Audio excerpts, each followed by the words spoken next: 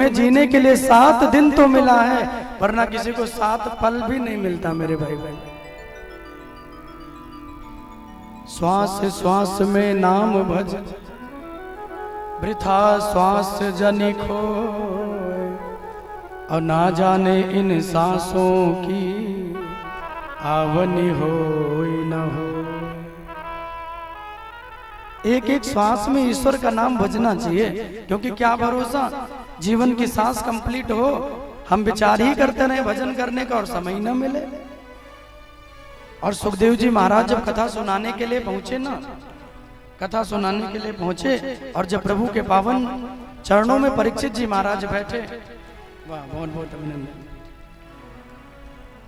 और आप ठीक है? हमारे अरुण भैया के परिवार के लिए एक बार जोरदार तालियां हो जाए। बहुत बहुत अभिनंदन, बहुत बहुत आपका स्वागत है इस सुंदर से भगवान के कथा पंडाल में। और आपने इतनी सुंदर तुलसी की माला गोविंद के चरणों में चढ़ाई है। भगवान को तुलसी अति प्रिय है, और कहते हैं कि तुलसी के बिना गोविंद भोग भी नहीं लगाते मेरे भाई बहन। वैसे हमने ठाकुर जी को चढ़ा रखी है। तुलसी भगवान को इतनी प्रिय है कि तुलसी के बिना भगवान भोग नहीं लगाते। इसलिए कभी भी ठाकुर को भोग लगाइए तो तुलसी अवश्य होनी चाहिए। और तुलसी की बात आई है तो एक बहुत सुंदर प्रसंग है, ध्यान से सुनिएगा। एक व्यक्ति अपने रास्ते से चले जा रहा था, और जब वो व्यक्ति अपने रास्तों से पैदल पैदल जा रहा था, बड़ा लंबा रास्ता चलते चलते वो थक गया। एक वृक्ष के नीचे बैठ के थोड़ी सी छांव लेने लगा, और थोड़ी देर बाद वहां आराम करके फिर वो आगे बढ़ा। और जब वो दोबारा आगे बढ़ा तो एक और व्यक्ति उससे मिला। वो व्यक्ति अपनी बैलगाड़ी को लेके, बैलगाड़ी में बैलों को जोड़ के जा रहा है। तो उस आदमी ने कहा कि भैया तुम जानते हो कि मैं कौन हूं? बोले नहीं। तो उन दोनों व्यक्तियों ने कहा कि मैं यमराज का दूत हूं। तो वो बैलगाड़ी वाला आदमी डर गया कि भाई यमराज के दूतों से मुझे क्या मतलब। बैलगाड़ी वाले ने कहा प्रभु हमें लेने आए हो, कहीं मुझे मरना तो नहीं है? तो उन दोनों यम के दूतों ने कहा बिल्कुल सही पहचाना, अभी थोड़ी देर में तुम्हारी मृत्यु होने वाली है और हम तुमको लेने के लिए आए हैं। मुझे लेने आए हो? बोले हाँ। कैसे मृत्यु होगी? तो कहा कि अभी आगे एक नाले में तुम्हारे बैल जाके फंस जाएंगे, उन बैलों को निकालने का तुम जितना प्रयास करोगे वो निकलेंगे नहीं, और फिर अचानक से वो बैल तुम्हारे शरीर पे प्रहार करेगा, उसकी सींग तुम्हारे पेट में लगेगी और तुम्हारी मृत्यु होगी। और जब तुम्हारी मृत्यु होगी तो हम तुमको लेके चले जाएंगे।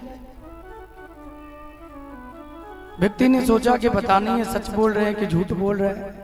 अपनी बैलगाड़ी को लेके आगे बढ़ा, और जब बैलगाड़ी को लेके आगे बढ़ा तो जैसा यम के दूतों ने कहा था, आगे जाके गाड़ी वहीं फंस गई। वो व्यक्ति नीचे उतरा, अपनी गाड़ी को निकालने का जितना प्रयास करता है वो गाड़ी उस गड्ढे में उतनी ही फंसती जाती है।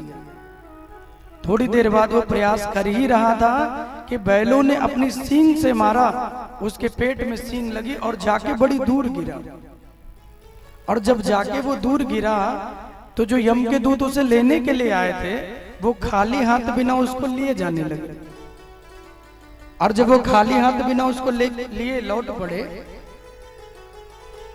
तो उस व्यक्ति ने कहा कि महाराज आप लेने के लिए मुझे आए थे। उसकी आत्मा ने कहा और आप मुझे बिना लिए जा रहे हैं, मुझे यहाँ छोड़ के जा रहे हैं। तो जानते उस यम के दूतों ने क्या आंसर दिया? यम के दूतों ने कहा कि हम तुमको लेने तो आए थे, लेकिन जब बैलों ने तुमको मारा तो तुम्हारा शरीर जहां जाके गिरा वहां तुलसी का पेड़ लगा हुआ था। तुलसी का स्पर्श हो जाने से तुम पवित्र हो गए, पावन हो गए। अब तुम डायरेक्ट भगवान के धाम को जाओगे। राधे राधे बोलना पड़ेगा, राधे राधे। अब डायरेक्ट तुम भगवान के धाम को जाओगे। अब मुझ में इतनी हिम्मत नहीं कि मैं तुमको लेके यम के धाम चला जाऊं।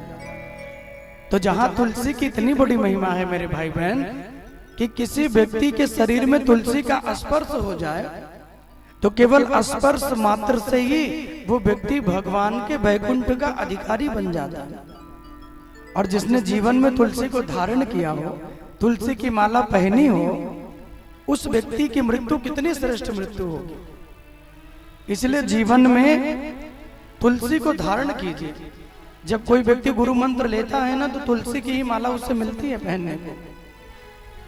तो अगर गुरु मंत्र ले लिया तो बहुत अच्छी बात है, गुरु मंत्र नहीं भी लिए हैं तो उससे पहले भी अपने गले में तुलसी की कंठी लेकर जरूर डाल ले। क्योंकि कहते हैं कि जब तुलसी गले में पड़ी होती है ना, तो व्यक्ति झूठ भी कम बोलता है।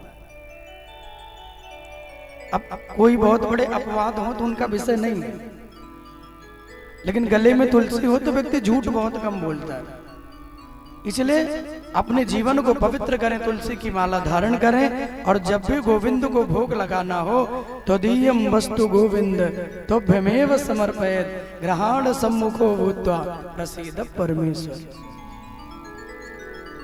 जब भी भगवान को भोग लगाना हो तो तुलसी आपके भोजन में अवश्य होनी चाहिए, क्योंकि तुलसी भगवान को बड़ी प्रिय है।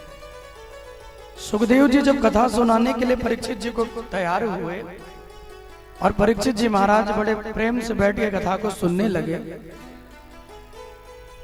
तो जैसे ही परीक्षित ने कथा का श्रवण प्रारंभ किया, कथा प्रारंभ होने से पूर्व ही देवता लोग पहुंच गए।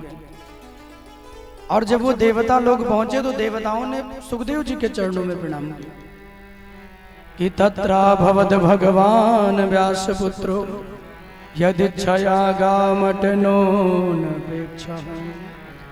कि तत्रा भवद भगवान व्यास पुत्रो यदिच्छया गामटनो नपेक्षा। अलक्ष्य लिंगो निज लाभ तुष्टो वितस्य बालैरवधूत वेशः। तम द्वयष्टवर्षं सुकुमार पादम द्वयष्टवर्षं सुकुमार पादम। सुखदेव जी के चरणों में प्रणाम किया और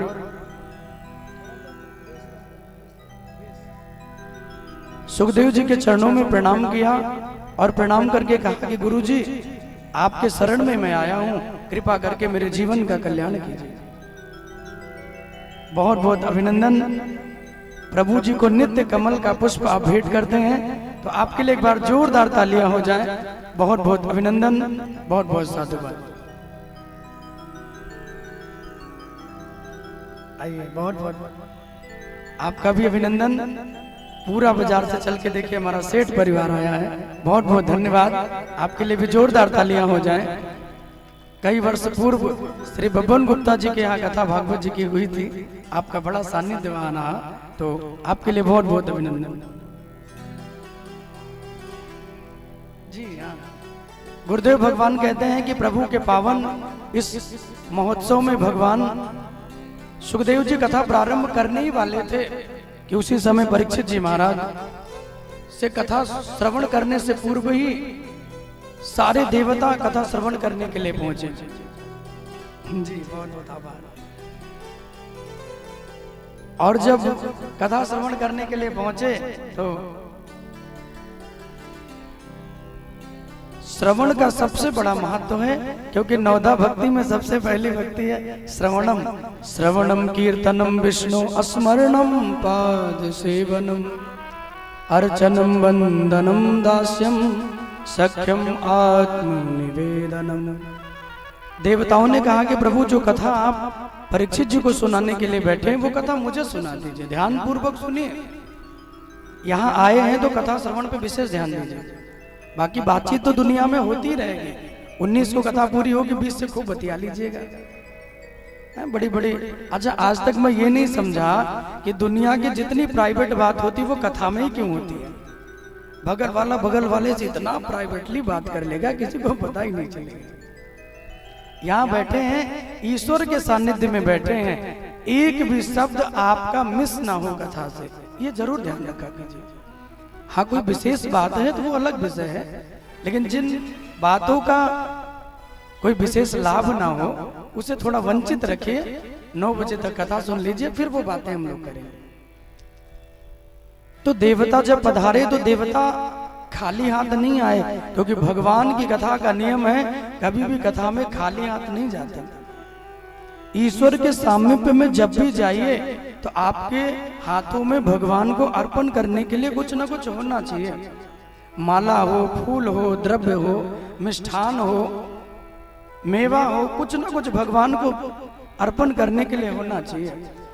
क्योंकि संतों ने कहा कि जब हम खाली हाथ भगवान के द्वार पे जाते हैं तो वहां से खाली हाथ होकर ही मुझे वापस लौटना पड़ता है। इसलिए प्रभु के द्वार, भगवान की कथा में, गुरु के यहाँ, मित्र के यहाँ और बेटी के यहाँ, इन 4 स्थानों पे कुछ ना कुछ लेके ही जाना चाहिए। गुरु के यहाँ भी कभी जाइए तो आपकी ये जिम्मेदारी होनी चाहिए कि खाली हाथ न जाइए। गुरु के लिए वस्त्र है, भेंट है, जो भी आपको लगे वो लेके जाइए।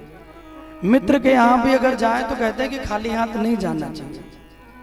और कोई पिता अगर अपनी बेटी के यहाँ जाता है मिलने के लिए तो बेटी के लिए कुछ ना कुछ लेके जाना चाहिए।